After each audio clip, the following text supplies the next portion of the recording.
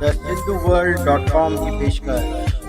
सिंधियत जा सूरमा सिंधी साहित्यकार सिंधी नाटक किंग जो लक़ब एसपी मेंघाणी तौर शोहरत हासिल बग सिंधी साहित्यकार शोभराज परसराम मेंघाणी जो जनम 1 मार्च 1934 ते मीरपुर ख़ास सिंध में थियल आहे।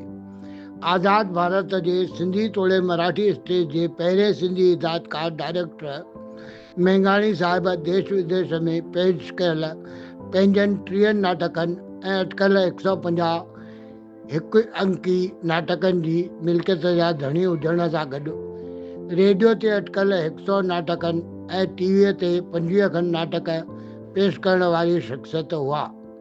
मेंघाणी साहिब साल 1960 में पंहिंजो लिखियल पहिरियों नाटक अंडर सेक्रेटरी नामवर फिल्मी कलाकार बुढ़ो अडवाणीअ जी राह रहबरीअ में पेश कयो।